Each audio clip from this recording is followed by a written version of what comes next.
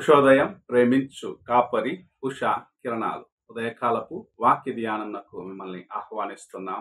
ప్రార్థన. మా స్తుతులకు ఆధారభూతుడు అయిన గొప్ప దేవ యేసయ్య, ఈ ఉదయకాల సమయానికై వందనములు స్తోత్రములు చెల్లించుకుంటున్నాం. తండ్రి, నీ కృప చేత మమ్మల్ని ప్రేమించి మరి యొక్క దినమును అనుగ్రహించిన నీ యొక్క ప్రేమను బట్టి స్తోత్రములు చెల్లించుకుంటున్నాం. అనేకులు ఈ దినమున నాయన గతించిపోయి ఉండగా మాకును నీవు అనుగ్రహించిన నీ కృపను బట్టి వందనాలు. ఈ ఉదయకాల సమయమున నీ వాక్యము చేత నాతోను మాతోను మాట్లాడమని, వినగలిగిన చెవిని, గ్రహించుకునే హృదయాన్ని అనుగ్రహించి ఆశీర్వదించమని యేసు పరిశుద్ధ నామమున అడిగి వేడుకుంటున్నాను పరమ తండ్రి, ఆమేన్. ఈ ఉదయకాలపు వాక్య భాగము ఫిలిప్పీలకు రాసిన పత్రిక 3వ అధ్యాయము 20 మరియు 21 వచనములను చదువుకుందాం. మన పౌరస్థితి పరలోకమునందున్నది. అక్కడ నుండి ప్రభు అయిన యేసుక్రీస్తు అను రక్షకుని నిమిత్తము కనిపెట్టుకుని ఉన్నాము. సమస్తమును తనకు లోపరుచుకొనజాలిన శక్తిని బట్టి ఆయన మన దీన శరీరమును తన మహిమగల శరీరమునకు సమరూపము గల దానిగా మార్చును.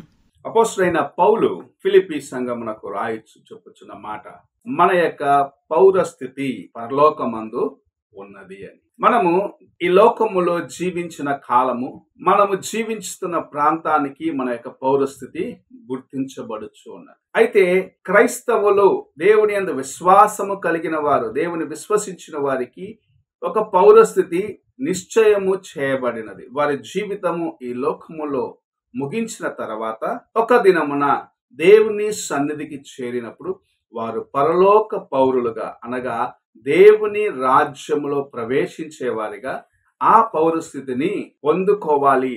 దానికోసమే మనము ఈ లోకములో జీవించిన దినములన్నీ ప్రయాసపడుచున్నామని అపోస్తలుడైన పౌలు జ్ఞాపకం చేస్తూ ఉన్నాడు. ఆ పౌరస్థితి నీవు పొందుకొనాలంటే నీ హృదయమును దేవునికి సమర్పించుకోవాలి. నీ జీవితములో ఆయనకు అయిష్టమైన కార్యములన్నీ తీసివేసుకొని ఆయన యొక్క రాకడ కోసం ఎదురు చూసే వ్యక్తిగా, ఆయన తిరిగి రానై ఉన్నాడు, ఆయన వచ్చినప్పుడు ఆయనను ఎదుర్కొనాలి అన్న సిద్ధపాటు కలిగిన వ్యక్తిగా నీవు ఉండాలి అన్నది దేవుని యొక్క వాక్యము మనకు నేర్పిస్తున్న కార్యమై ఉన్నది.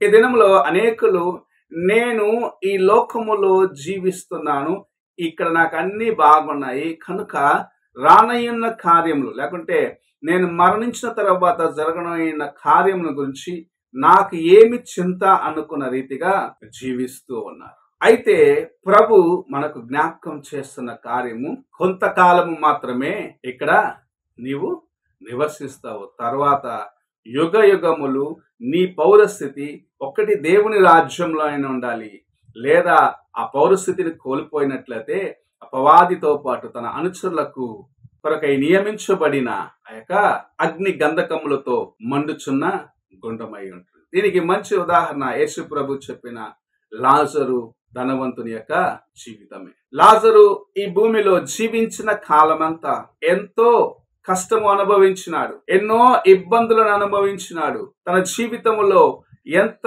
కష్టమైనను దేవుని విడువని వాడిగా జీవించినాడు. దేవుని యొక్క వాక్యమును తన యొక్క హృదయంలో భద్రపరుచుకున్న వాడిగా జీవించినాడు.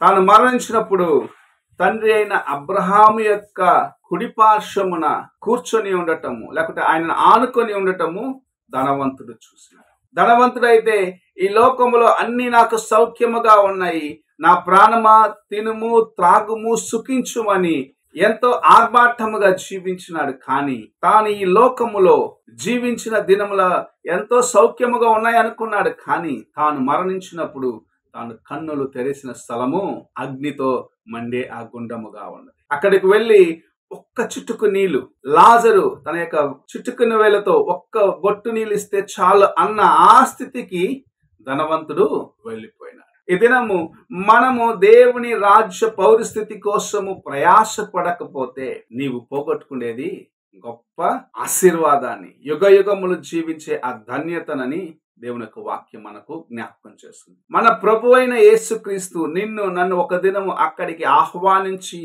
తీసుకొని వెళ్ళేదాని కోసము రానై ఉన్నాడని నీవు నేను విశ్వసించేవారిగా, ఆయన వైపు చూసేవారిగా ఉండాలని ప్రభు ఆశిస్తూ మనతో ఈ ఉదయకాల సమయంన మాట్లాడుచున్నాడు. మన యొక్క శరీరము ఈ లోకానుసారముగా లోక కార్యముల కోసము ఆశ కలిగినదిగా దేవుని విడిచి లోకములకు వెళ్ళేదానికి ఆశ కలిగిన ఒక జీవితాన్ని జీవిస్తుంది. అయితే ప్రభు వచ్చినప్పుడు ఎవరైతే ఆయన కోసము ఎదురు చూసేవారిగా, ఎవరైతే తమ జీవితమును ఆయన కోసం పరిశుద్ధముగా కాపాడుకోవాలని ఆయన వచ్చినప్పుడు ఆయనను ఎదుర్కొనాలి అనే ఆశ కలిగి ఉంటారో వారి యొక్క శరీరమును, మంటి శరీరములను మహిమ శరీరముగా మార్చేదాని కోసము ప్రభు మనల్ని ఒక్క దినము ఆయన యొక్క కౌగిట్లు చేర్చుకునే దాని కోసము రానై ఉన్నాడని దేవుని యొక్క వాక్యం మనకు తెలియపరుస్తూ ఉన్నది. ఈ ఉదయకాల సమయమున నీ పౌరస్థితి ఎక్కడ ఉన్నది అని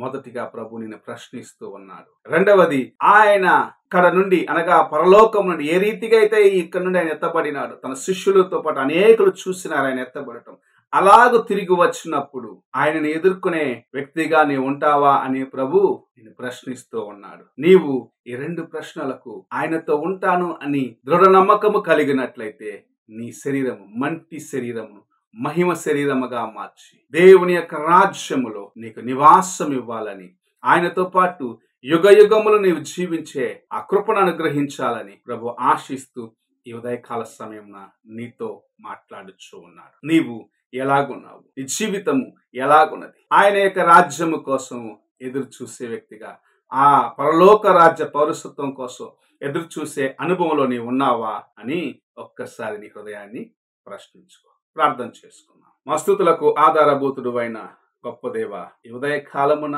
నీవు మాకు అనుగ్రహించిన నీ యొక్క వాక్యం బట్టి స్తోత్రములు చెల్లించుకుంటూ మేము నాయన పరలోక రాజ్య పౌరులమని ఎరిగి మా యొక్క జీవితములను నీ కోసము పరిశుద్ధముగా కాపాడుకుంటూ నీవు తిరిగి రానై ఉన్నావు అని నాయన విశ్వసించి నీ కోసం ఆయన ఎదురు చూసే అనుభవంలో మేము దేవా ప్రతి దినము నీ వైపు చూసేదానికి నీ వాక్యం మాకు అనుగ్రహిస్తామని గుర్తించి ఈ వాక్యానుసారముగా జీవించడానికి సహాయము చేయము దేవా.